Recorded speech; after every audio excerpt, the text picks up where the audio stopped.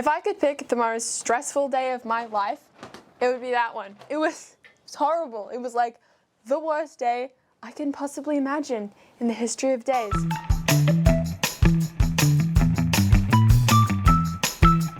So here's the story of our attempt at leaving the United States post-COVID. Okay, so we packed the car in this like crazy feverish rush. We were stressed out, Mom and Dad were stressed out. The kids, honestly, didn't know what was going on, okay? So Mom and Dad were yelling, screaming, "We need to leave!" And we were like, okay, we get it, we need to leave, but why the screaming? Spoiler, the screaming was because only 2 of the 5 COVID tests we needed came through. So our solution for not actually having the COVID test was to book rush tests. Rush tests are basically COVID tests done in minutes rather than days. We're going to go there on the way. We were in Richmond, Virginia. We're going to head through the city, go there on the outskirts of the city. I purposely chose that place so I didn't have to go in the city. Get our test and drive up to Washington, D.C. to catch our flight. And then we left the apartment. Wait. You're making it sound simple. We left the apartment. No. We finished the packing that we'd been doing for months. Yeah. Like, because we were trying to have it like perfect for this like year of travel with a family of 7, but like pack lightly, but also prepare for everything, which you can't do both those things. And so anyway.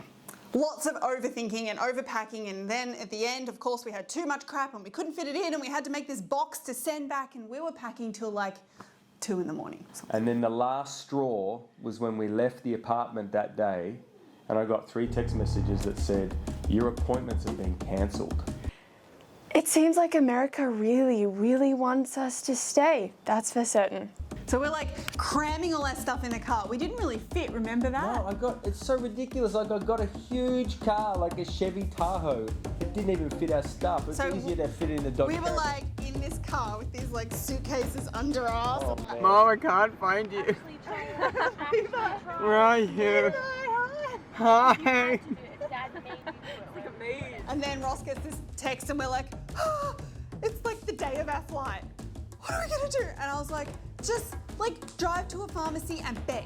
But we got in the car and we drove off. After about 6 hours, okay, maybe not 6 hours, more like 30 minutes to an hour, but we finally got a whole of 1 test done. Ross got his test, and then after an hour, and we're like, the time's getting closer and closer to our flight, and she was like, sorry, I can't help you, not the And we system. were like, what? I was stressed out of my brains. Like, I've never been this stressed out in my whole life.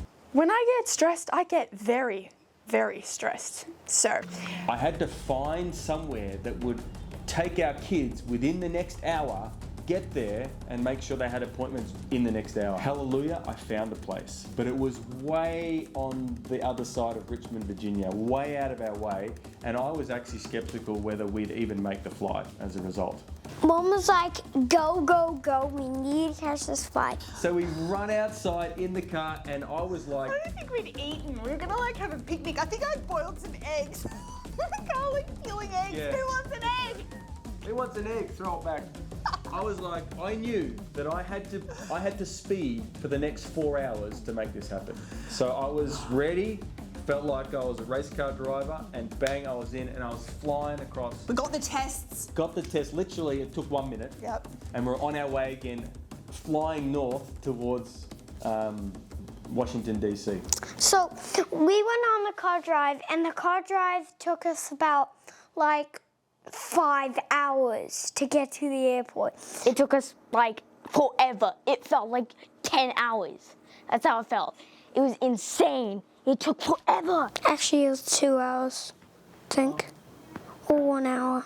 It was one. We arrived, and Dad was like, okay, I'll just get the car and I'll leave it at the parking lot. You go through and you talk to the people and get on through. And we're like, okay. He dropped us off about 45 minutes before our flight at the front entrance of the airport. And he rode off to go drop the car back at the rental place. This is a massive airport with multiple terminals, and we weren't even the right terminal. We had to check in at Terminal A to leave from Terminal B, and we had an hour left. They literally were calling our name before we even arrived at the airport. We looked a mess. Yes, we looked a mess. So Ross had like thrown luggage on the side. Like we had, after all my careful planning of like 4 months of packing, we have way too much crap and we've overpacked. Funny that. So we get there and we get to the desk, and the guy is, there's some complications. I am literally there just trying to create peace. I come up to this guy and I'm like, I need to check in, please. I promise I've got everything you need. And this guy's like, okay. Ah!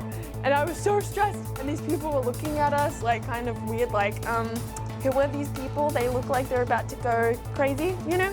Let's be a little bit crazy.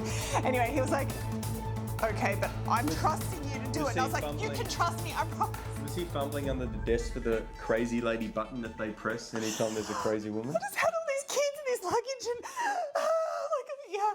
like desperate energy. Anyway, so I had all the boarding passes. I'm like, thank you. And then right at the end, he's like, he gets everything and he hands me the boarding pass and he goes, madam, run. Run. And we're all like, okay. Dad wasn't even with us at this point. He had run off on his own to go drop off the rental car that we forgot existed. We had about maybe 35 minutes before the plane left. Let's just say not enough time. We had no time to get there.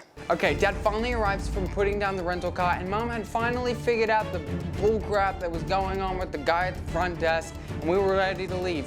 So we're like, grab something and run. So we ran. I run so fast. Amira had picked up Dad's big suitcase and put it on her back, and I was like, whoa, girl. And I was carrying my suitcase and carrying my other bag, which had all my other things in it.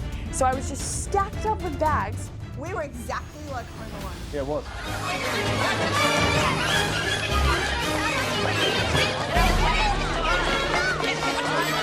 Like we were like, oh, like 7 people like charging through the air. The whole time I was just like, my brain was like, we're not gonna make it, we're not gonna make it, we're gonna die. I literally just chucked everything onto the little rolly thing and chucked it back on my body, grabbed another 5 bags and like started walking.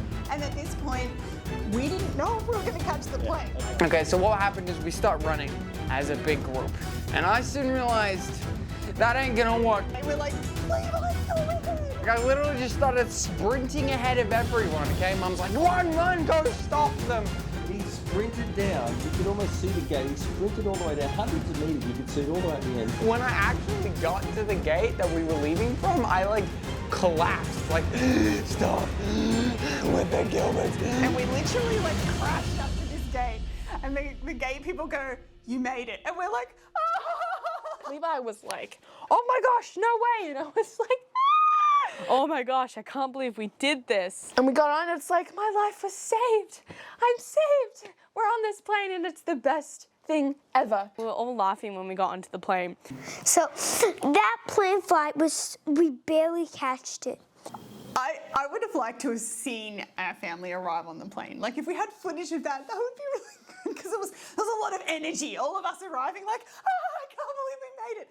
And we learned something really important about our family in that moment. We pulled together.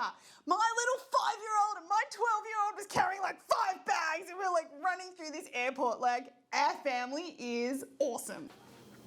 So yeah, that's our story of trying and succeeding to leave the US.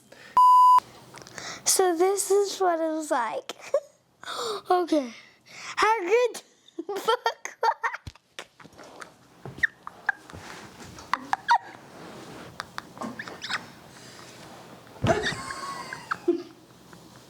It was about, okay, I'm not gonna say that. It was about how good butt